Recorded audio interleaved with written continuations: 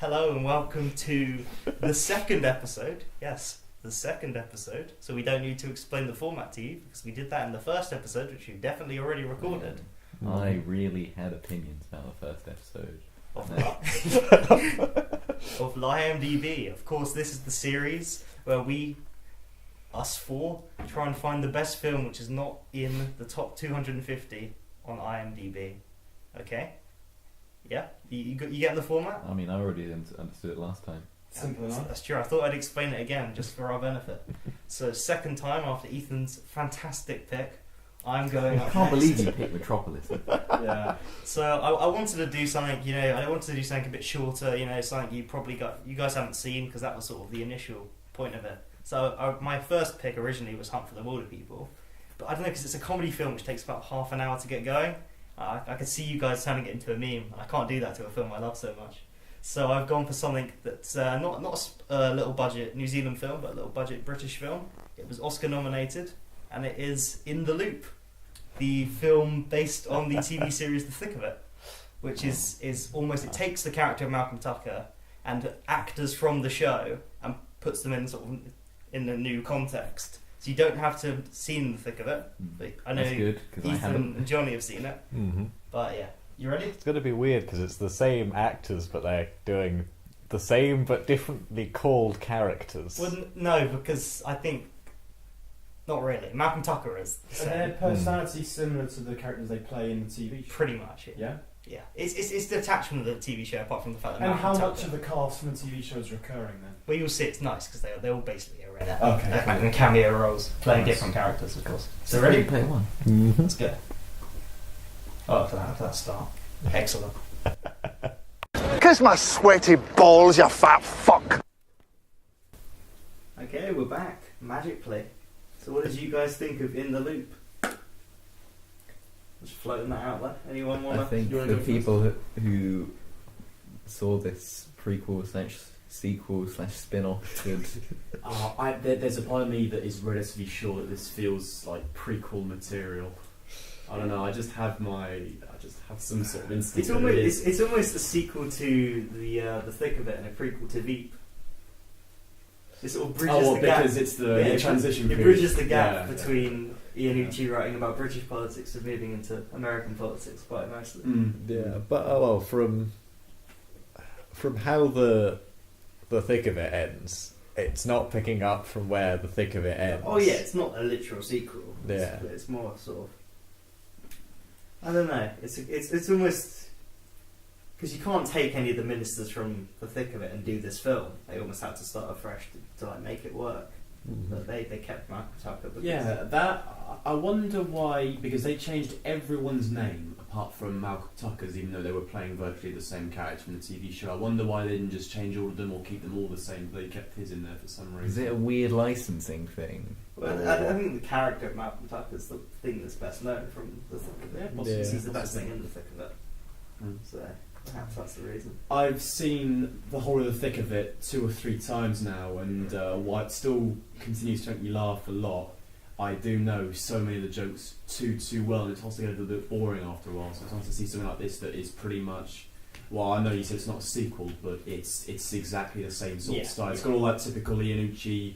It's got the fast pace. It's got the witty banter between everyone, and it's just nice to see something that I've not seen before. So the jokes are completely fresh. And I can't believe you and Johnny hadn't seen this before. So Yeah, I you always- both like the thick of it. I did the save as thing on Putlocker for this film, so I've got it on my phone. I just never found the time We to did watch that it. after buying a DVD copy of it. Obviously. Yeah, I mean, I've been meaning to watch it and I just haven't.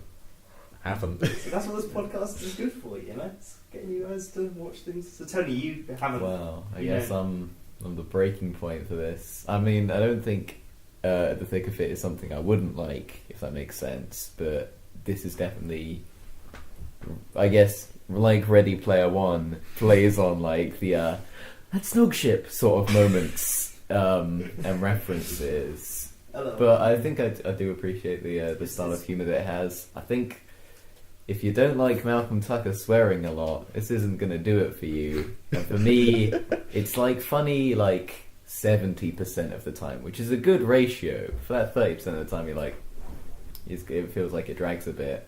But yeah, obviously, I don't think I'm the main audience for this. It's definitely, I probably won't do a film spin-off to a TV show none of you have seen, to be fair. But it's not but I really. still liked it. It stands alone, I think, though. It gives you the context for who everyone is. Yeah, I'll say well enough does that. But So I mean, they're basically all in different positions, apart from Ollie. Well, Ollie. He's Toby Rice, Johnny. Well, they do what they do. The first episode does, where you're sort of going in through someone, sort of getting to know the department. Yeah. So that's easy, but it's a technique that works very well. So I guess they've just stuck to that with the film. The thing about these comedies, they're just so bleak, really.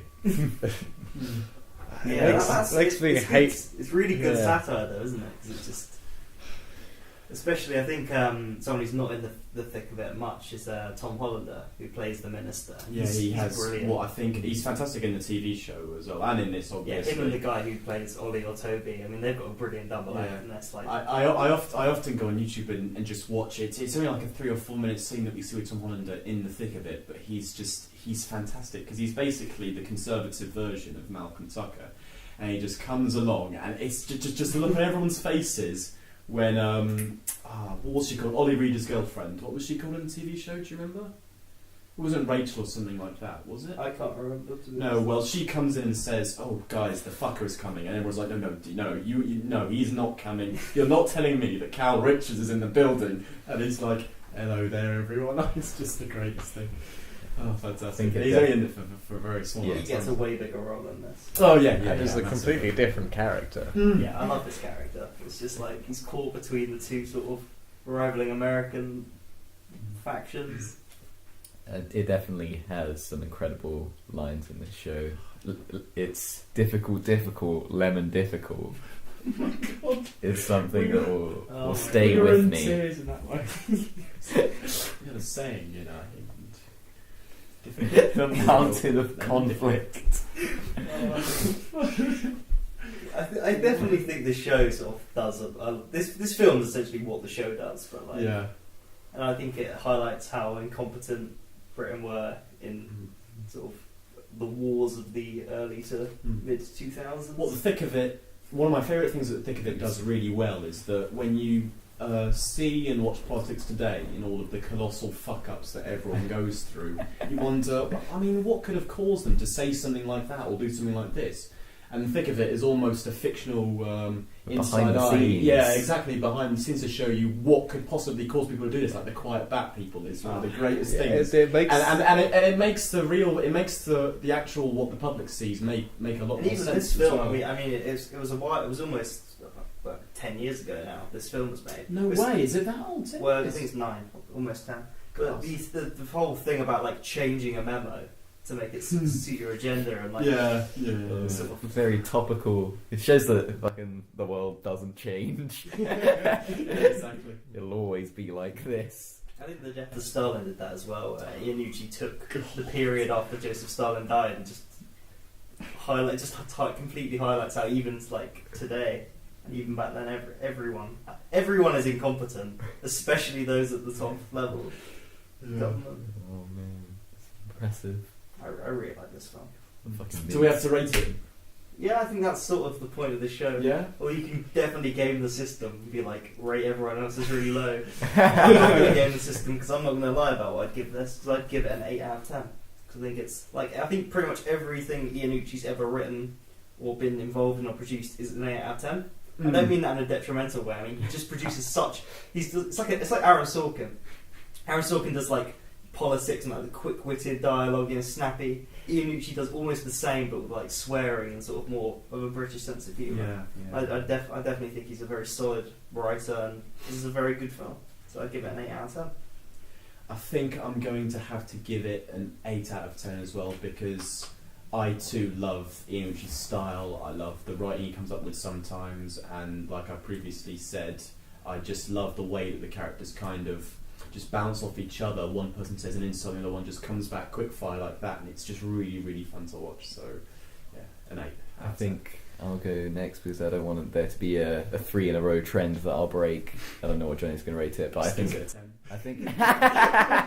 no, it is funny at times. It kind of going towards the end. Or something rule for this this podcast. I think I'll agree with IMDb score of 7 out of 10. It is quite funny and worth your time, and it will probably be worth my time more if I had seen the show. Is it an exact 7? I'm not going to I fucking think go it's- I to think decimal precision. I think it's like a 7.1, Yeah. maybe. Yeah. It's sort of How many significant figures, Ethan? Alright, Jono. See, I don't know. I'm between an 8 or a 9. It's very unlike you to be the top person. I rated know. something. I know. I don't know. It is definitely one of the best comedy films out there. You'd love the Death of Stalin. It's Yeah, I know. just more of this, but way darker because it's Russia. Yeah, the flow of It's not the this and Jason Isaacs. the characters it has. I guess it has the advantage that it is based off. Well, it's after having watched the whole TV basically show, a these show characters do mean a lot more to me Mm. than they probably would coming fresh into the film. And because of the fact that they are virtually playing the same character, it's not like you've got established a new personality. It literally is just. I know, again, you said it's a standalone film, but it is kind of like a follow-up. Well, it gives you an extra edge whenever you see, because when you see someone from the TV show, you know they're going to basically have the same characteristics. Yeah, so I think I've talked it down to an 8 as a film on its own. Well, 8.887 is not bad for a film that none of you have ever seen before. Yeah, and doesn't get talked about enough. So I'm happy with that.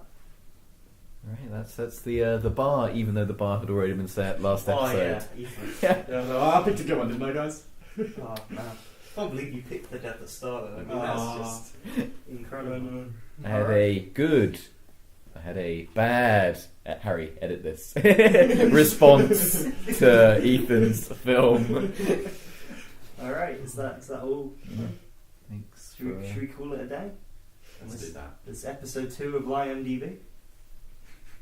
Thanks for listening. Bockety bye.